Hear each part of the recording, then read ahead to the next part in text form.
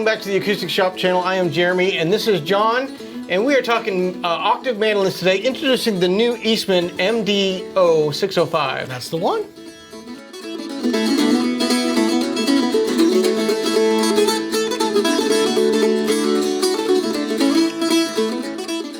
Hey guys, before we get started with the video, we want to invite you to like and subscribe and to share this and comment on all the things that you do and do not like about us. We love reading those, especially the mean comments.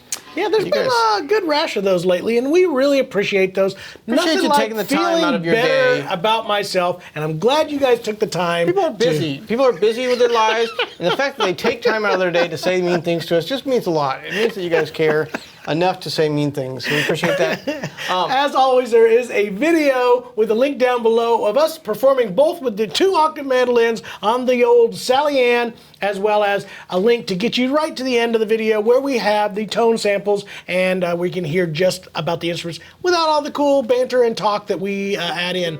I saw another fine comment the other day. It says, talk less, play more. Thank you very much. I appreciate that. And no. Good recommendation. I'm not going to do it. I'm not going to do it. Blah, blah, blah. It's like they've been watching too much Charlie Brown. I guess.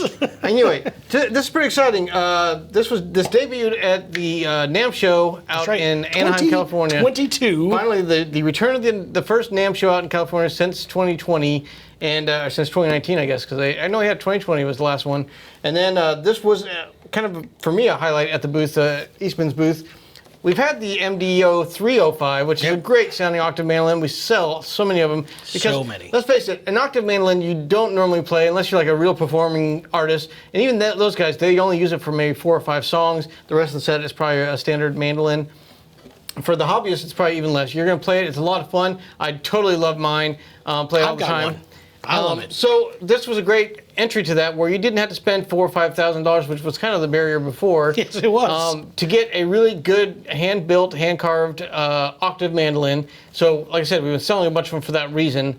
And then Eastman decided, hey, let's kind of bridge that gap between that high-quality entry level. The request was that there were a lot of performing musicians that wanted a step-up, better quality instrument, something that had a pickup in it, something that had a full finish, and was a step-up overall build. So that's what Eastman did. But still, without spending the $4,000 or $5,000 that the rest of the market seems to offer. Absolutely. So then they introduced the 605, MDO605. So this is in that 600 series, which is kind of their performer series. They add the K&K pickup standard on all the 600 series. Correct. They also have the pick guard. The block inlay, I think, was a new thing in about 2020 that they added that, right? It might even be a little bit earlier now. I think it might have been 19-ish. I really like the look of that quite a bit. Radius fretboard as usual, but then the 600 series has the bound top, back, the fretboard, and headstock. And high quality woods. This is where we step up. I mean, this is where you get into the flamed maple, and you can see that in the differences, and I know they'll have even closer lookups of these. But basic finish on this, full gloss, full bound, all the upgrades. Like you said, the block inlays. Ooh, there's a microphone right there. 3-piece neck on it as well. Just a great quality line in the mandolin series for the 600. But upgraded tuners as well. Upgraded tuners, and then a big bonus that we've had people request for years is a hard shell case. So they had you have a case made that matches the mandolin size, but a long elongated version of the rectangle case. Really good case, hard shell case with the zipper around it and clasps, and big upgrades to make it that semi-pro level, well, I guess it would be a pro level performing mandolin or octave mandolin. And people unfamiliar with the octave, it is tuned just like a mandolin, 1 octave lower. So we still got the G, D, A, E, but just an octave lower. And much bigger stretches. The first thing that we talk about is that fact that you said one has a hard shell case, one is just a soft padded gig bag. The 305 just comes with a standard padded gig bag. It is very protective, and I have one. I've bonked it around, and if you're not worried about somebody falling on it, I still say it's a good case. Quality case. Yeah. So the 305 has always been the more simple. It's part of the 300 series. What makes it is lesser pointed tuners. They're still good tuners. I haven't had any major issues with any of the tuners that we've had. We've had to replace a couple sets. We've had to replace a couple sets, but as far as the overall use, I haven't had any breakdown on me on a regular basis. So that is nice. It is a satin finish instrument, usually always in the classic color. Like I said, lesser grade as far as figuring. It's going to be a little more plain. Maple back and side, spruce top, or Sitka spruce top. Just bound top on that, so they're again saving some of the labor that is in the higher level mandolins. Otherwise, same woods. They, like you said, they do probably select a finer looking wood for these. Absolutely. Look at the neck on that one. You got the highly flamed maple neck. This is the plain. Yep, and that's the flamed maple back. Does come in the honeyburst color, which is new with that new version of the 605. I think that did come out in 2020. Was the honeyburst color. And then this is the new true tone finish on these, correct? Correct. That Eastman's are using. So a gloss finish on these. Again, that's a lot more labor intensive, so the price will go up some with that. They do add the pickguard standard on this, which I think they did a really good job. I'm not normally a pickguard fan, but they kept the pickguard from sitting over the F-hole, and it's kind of decorative. It looks good. It follows the curve of the mandolin. I think people use it less as a pickguard anymore and more as a finger rest. If you're that type of. For me, as a guitar player, I would do that. When I play the octave, I do rest because it's more. It feels. This is almost as big as a guitar to me, so having that finger rest there would probably be comfortable for my. I don't know. He was the one that was allowed to play it. I rarely use the pickguard myself, but I do know some players that do rest their fingers, and that would be comfortable for that. Got the same tailpiece on both of these, but this did get upgraded to the K&K twin internal. So they've already drilled out the jack or the end of the tailpiece, put the jack on there, so you're ready to go on stage right now. Plug that straight into your. Which is our favorite pickup. We've done so many of the K&K pickups on these 305s. We've done that almost on anybody that's wanted one. The exact same pickup. It's our favorite one to use for that. So kudos to them for doing so. Tuning machines look great on those. Those are the full cast. I believe those are Grover tuners. I'm not positive on that, so do not chew me out if they are not. They do have that Ivroid. I love the Ivroid, which looks really good on this. I do like that a lot. Binding. Absolutely. And like you said, the block inlays, that was part of the 600 series that was added to be more like the Sam Bush model. That's what they kind of did the 605, or 615, sorry, mandolin for. They continue that into the 600 series here. So yes, it definitely is a big step up. Yep.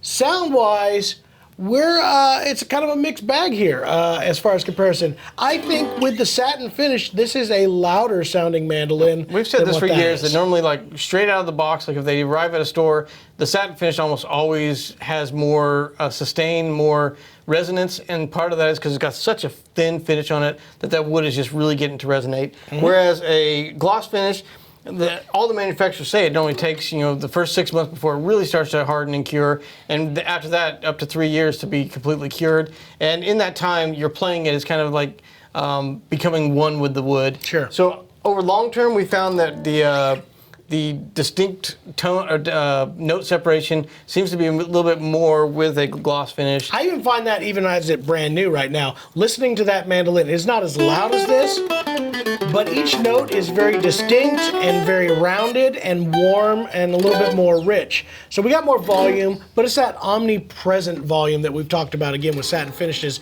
It's not directional, it's omnipresent. So that also becomes a downfall for when performing in front of people, performing with other people. Do some single note stuff. So it seems to have a little more projection, but like I said, a little less. Trying to copy me. I definitely think that has a much more directional tone, has a much more distinct character to it. Every single one of the notes is more unique and defined. If you're wanting to get big strums, maybe this would be probably a better option. If you want more articulation in the individual notes, I would say that 605 and I think after a few years of really playing it, this probably out projector. Absolutely. Keep up with that. I believe that, especially with the quality of woods. And I think that's where, again, we're getting that tone characteristic to happen right there. So build quality with Eastman, I mean, you can't say enough about it. This is a hand-carved top and back on this, so a lot of labor goes into graduating the top and back. The bridges, I've always been super impressed with how well they fit the bridges to the top. People unfamiliar with the mandolin, this is a free floating bridge, only being held down by the strings.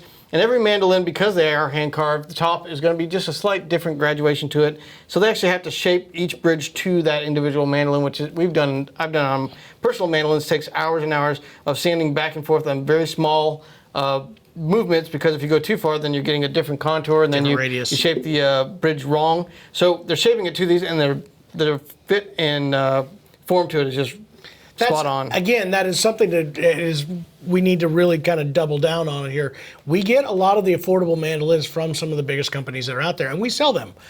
We think they're great. That has probably been one of the biggest downfalls of some of the other name brands that are in this price point, not necessarily for Octave mandolins, but you've said this on a lot of our reviews, that the bridges just don't seem to fit very well. Don't fit, and the Kentucky in particular, they have a massive base on that thing that's probably another, I don't know, 1/4 inch wider than this one, which I think is a kind of a tone killer for those. So really, really happy with the way Eastman sets these up, and the build quality is excellent. But even on the 300 series, still a hand-carved top and back. Bridges fit very tightly to it.